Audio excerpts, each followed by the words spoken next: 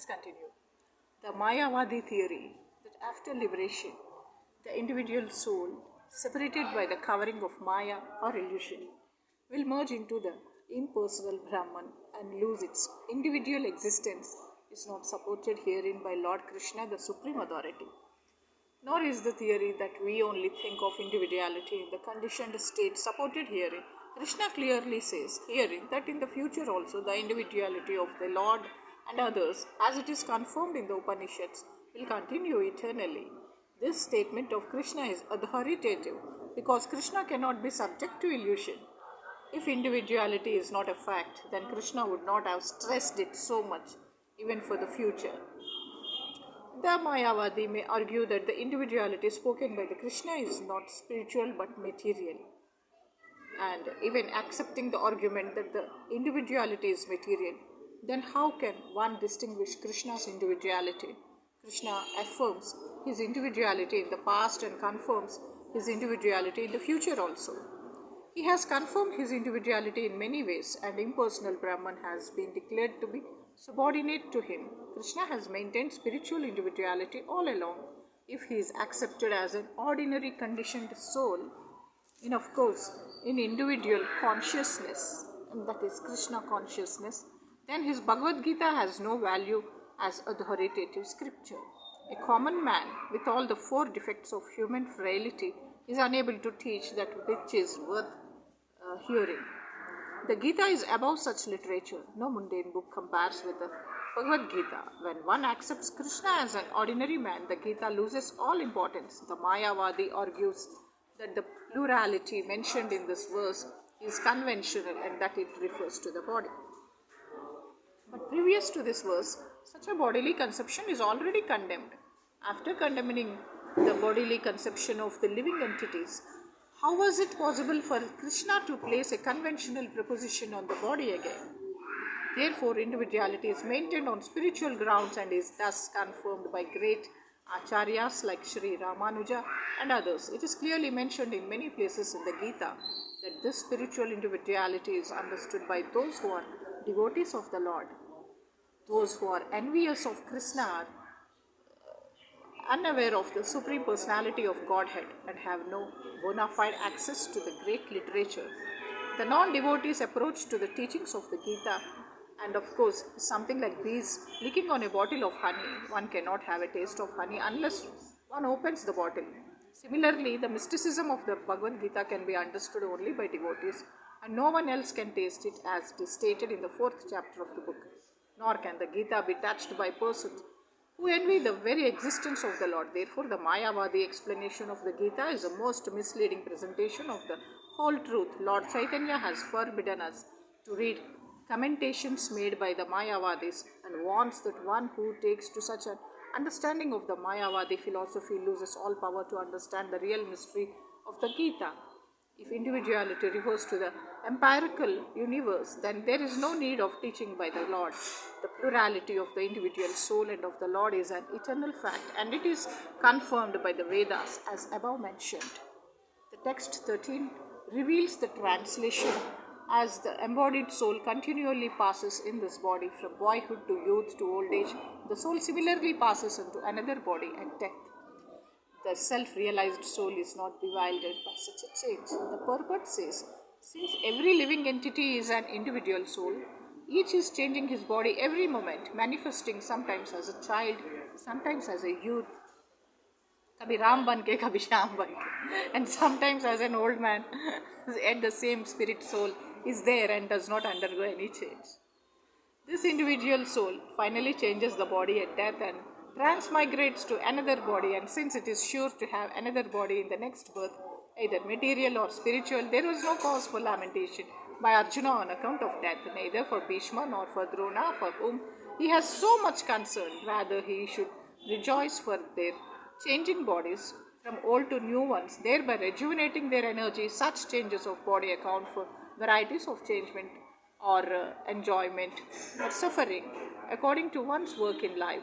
So Bhishma and Drona, being noble souls, were surely going to have either spiritual bodies in the next life or at least life in heavenly bodies for superior enjoyment of material existence.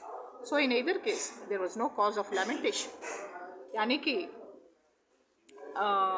Sadness की ज़रूरत नहीं है. You need not feel sad about anything in this world. Any man who has perfect knowledge of the constitution of the individual soul, the super soul, and nature, both material and spiritual, is called a dhira or a most sober man. Such a man is never deluded by the change of bodies. The Mayavadi theory of oneness of the spirit soul cannot be entertained on the ground that spirit soul cannot be cut into pieces as a fragmental portion. Such cutting into different individual souls would make the supreme cleavable or changeable against the principle of the supreme soul being unchangeable. So ఏదైతే మార్పు లేనిదో, ఏదైతే మార్పు చెందదో దాని గురించి మనము చింతించకుండా, ఏదైతే మార్పు చెందుతుందో, ఏదైతే చేంజ్ అయిపోతూ ఉంటుందో, మారిపోతూ ఉంటుందో దాని గురించి మనం ఎక్కువగా బాధపడుతున్నాం. అంటే వెనక నుంచి ఏనుగులు పోతుంటే తెలియదు కానీ ముందు నుంచి చీమలు పోయినా ఏడుస్తున్నారు. As confirmed in the Gita, the fragmental portions of the Supreme exist eternally, that is Sanatana, and are called Ksara, that is, they have a tendency to fall down into material nature. These fragmental portions are eternally so, and even after liberation, the individual soul remains the same fragmental. But once liberated, he lives an eternal life in bliss and knowledge with the personality of Godhead. The theory of reflection can be applied to the super soul who is present in each and every individual body and is known as the Paramatma, who is different from the individual living entity. Why the sky is reflected in water? The reflections represent both the sun and the moon and the stars also. The stars can be compared to the living entities and the sun or the moon to the Supreme Lord. The individual fragmental spirit soul is represented by Arjuna, and the Supreme Soul is the personality of Godhead, Sri Krishna. They are not on the same level. You can understand this. See, one need not feel that he is hero. The only hero is Sri Krishna. One need not feel that he is male and Turum and Tismar Khan. The only villain or hero or man or Purusha or male is Sri Krishna. So, they are not on the same level. Padumanabha Paramapurusha. Yes. That Ananta Padmanabha Swami, the Vishnu, is the only man. He is the only Purusha in this entire supreme world and universe and in all countries, in all continents, on earth and in Mullokala, in all the three worlds. So, if Arjuna is on the same level with Krishna and Krishna is not superior to Arjuna, then their relationship of instructor and instructed becomes meaningless. Nara Narayanulu. Yes, Arjuna is only Nara. He is not male. He is not. See, in front of God, all are females. Even Arjuna is not male. So then the relationship of instructor and instructed becomes meaningless if Sri Krishna is not the only man, only Purusha, only male. And all are men and all are, what you call Purusha. Yes. If both of them are deluded by the illusory energy, Maya, there is no need of one being the instructor and the other the instructed.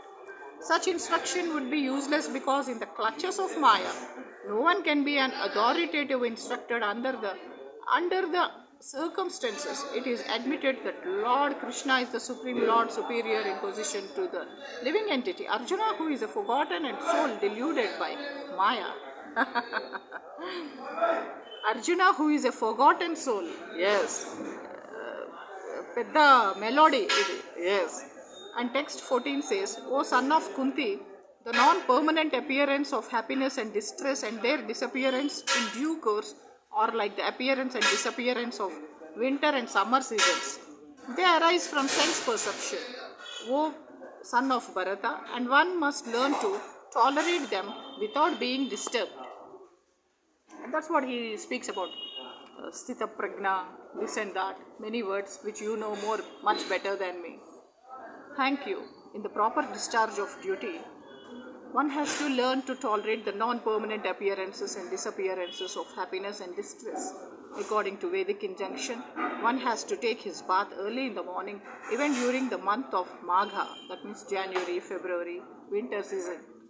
It is very cold at that time, but in spite of that, a man who abides by the religious principles does not hesitate to take his bath. Similarly, a woman does not hesitate to cook in the kitchen in the months of May and June, the hottest part of the summer season, one has to execute his duty in spite of climatic inconveniences.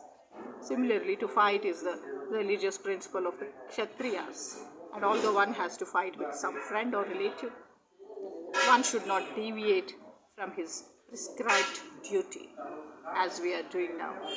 We are not getting deviated. We are not getting distracted. Yes, from our prescribed duty, reading Bhagavad Gita.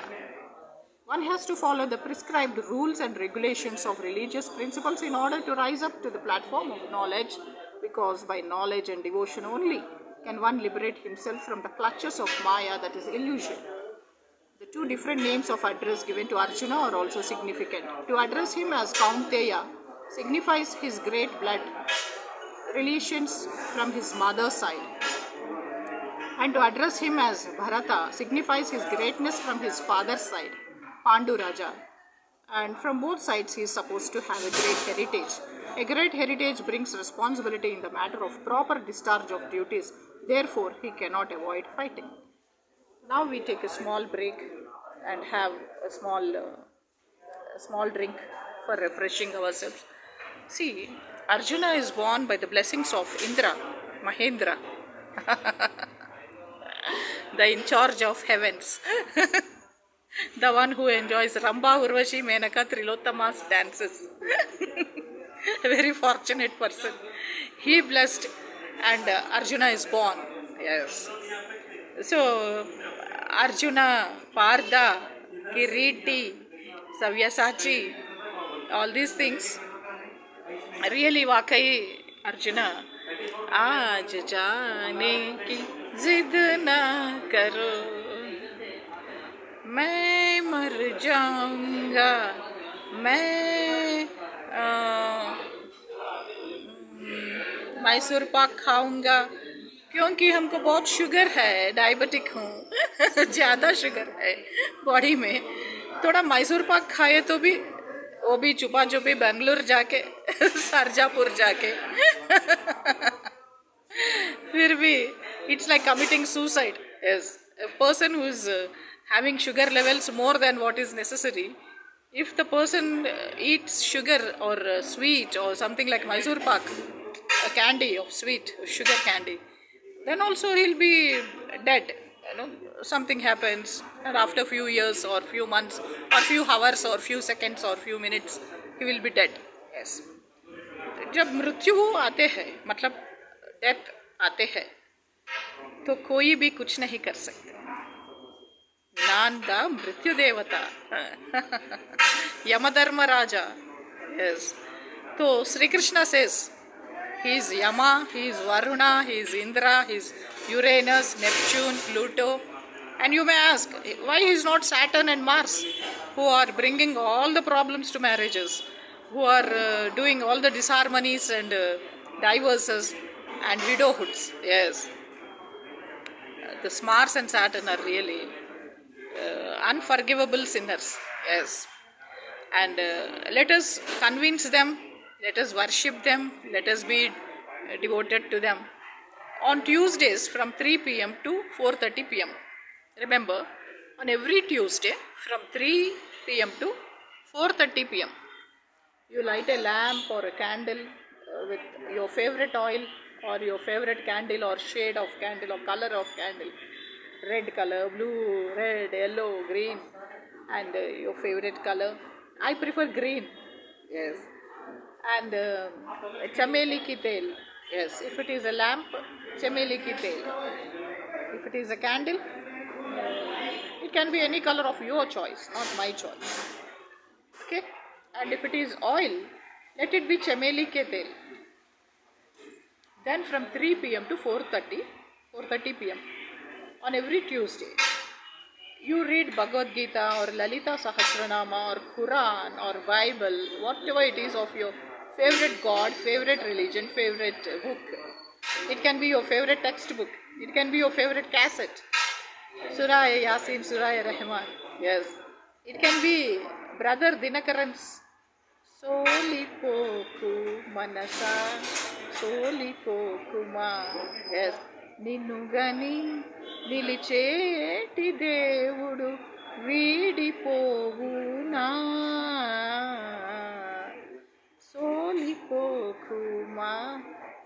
Sa Solipo Kumar.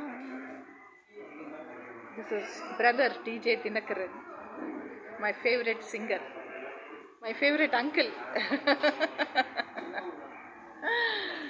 He always says I look like Angel, his daughter, his own daughter, who expired in an accident, man-made accident. Yes. It is done by brother Paul Dinakaran's wife. Yes. Then she got married to him. Yes.